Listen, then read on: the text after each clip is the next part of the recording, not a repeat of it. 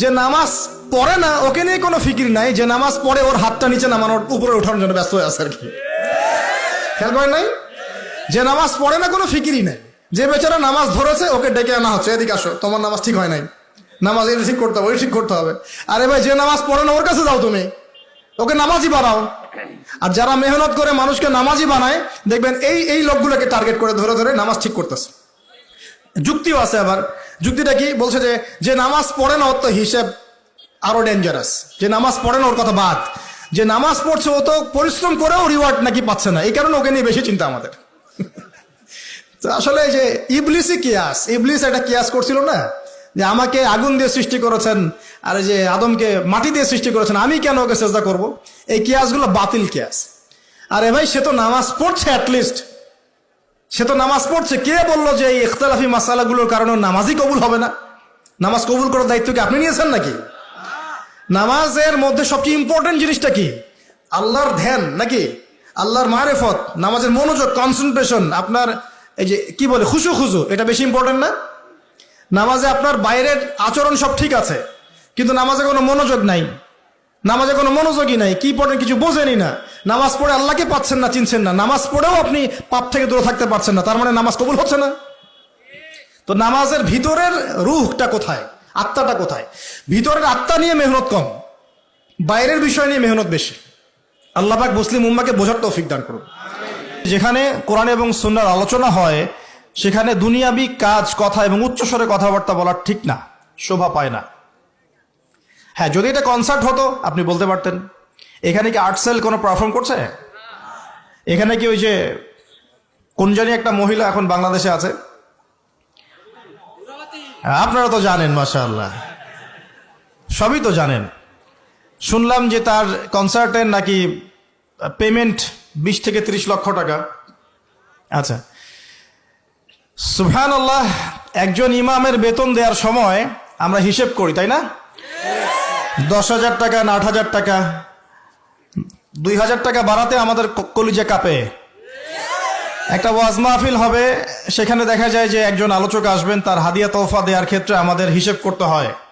এবং যখন একটু রাউন্ড ফিগার চলে যায়, যে একজন বক্তার হয়তো লাগছে 20, 30, 40 ইত্যাদি, তখন অনেক সমালোচনা হয় যে তারা ধর্ম ব্যবসা শুরু করেছে। তো এটা কিসের ব্যবসা হচ্ছে এখন বলেন?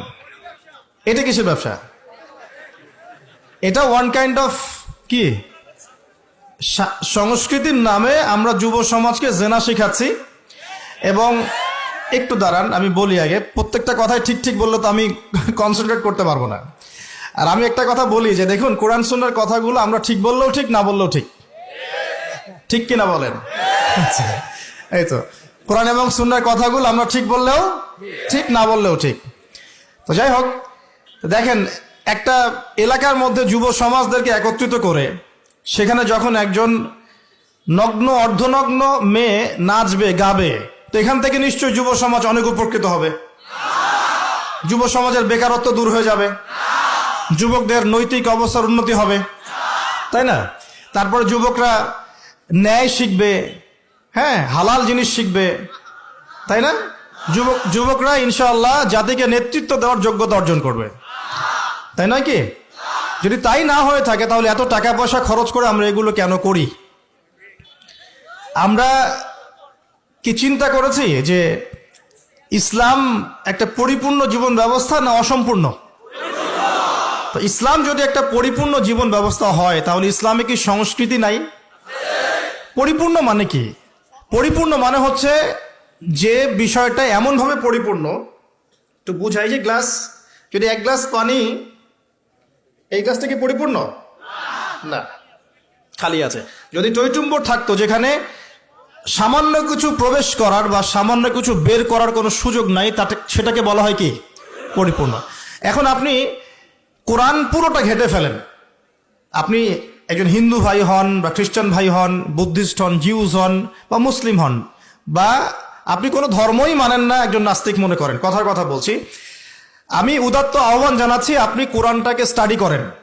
আমি আপনাকে বলছি না যে একদম পরিপূর্ণ মুসলিম হয়ে যান, এটা কিন্তু আমি বলছি না। আমি বলছি আপনি কোরআনটাকে স্টাডি করেন, স্টাডি করে দেখেন যে কোরআনে এমন একটা বিষয়ে বাকি আছে কিনা যেটা মানবতার জন্য প্রয়োজন? এমন একটা কোনো বিষয় বাকি আছে নাকি? মানুষের জীবনে কয়েকটা ক্ষেত্র থাকে। ইবাদত বন্দেগীর জীবন থাকে, যেখানে আপনি ইবাদত বন্দেগী করবেন, নামাজ, রোজা, হজ, জাকাত, আধ্যাত্মিকত্ব, আল্লাহর মারেফত অর্জন, আল্লাহর ওলি হবেন, পরকালে জান্নাতে যাবেন। এই তো মানুষের ইবাদতের একটা জীবন থাকে, মানুষের একটা পারিবারিক জীবন থাকে। পারিবারিক জীবনে আপনি পরিবারকে ডিল করবেন, সন্তান সন্ততি প্রতিপালন করবেন ইত্যাদি। সামাজিক জীবন থাকে একটা। সামাজিক জীবনে আপনি সমাজের মানুষের সাথে ডিল করেন, মুআমালাত থাকে আপনার।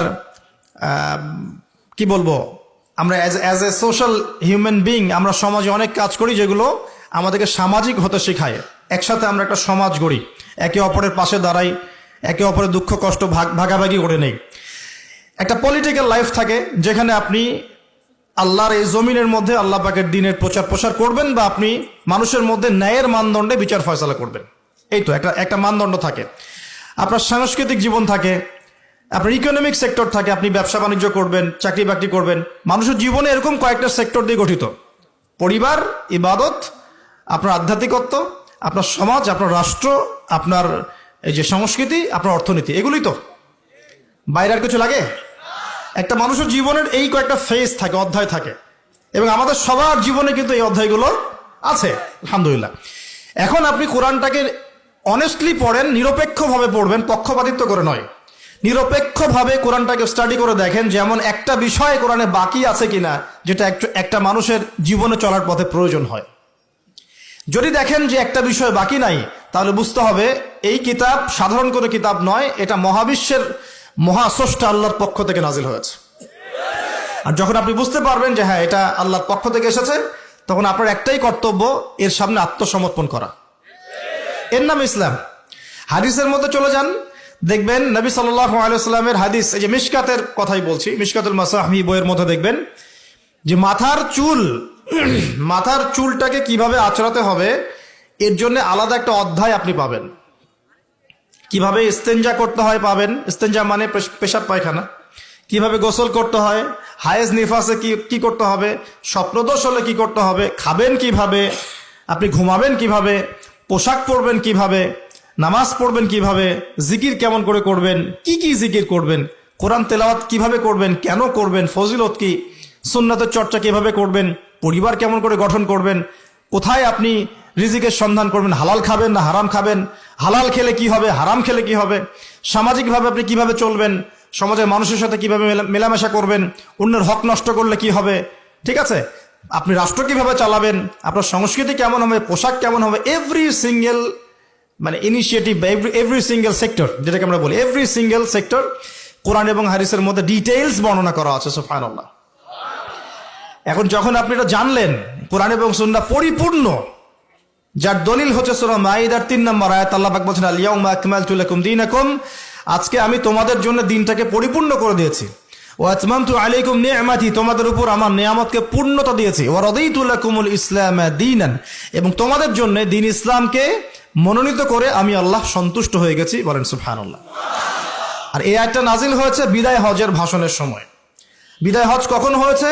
23 বছর পর, যখন নবী সাল্লাল্লাহু আলাইহি ওয়াসাল্লাম দীর্ঘ 23 বছর দাওয়াতি কাজের মধ্য দিয়ে দিনটাকে পরিপূর্ণতা প্রদর্শন করেছেন, প্রতিষ্ঠা করেছেন, তারপর এই আয়াত নাজিল হয়েছে।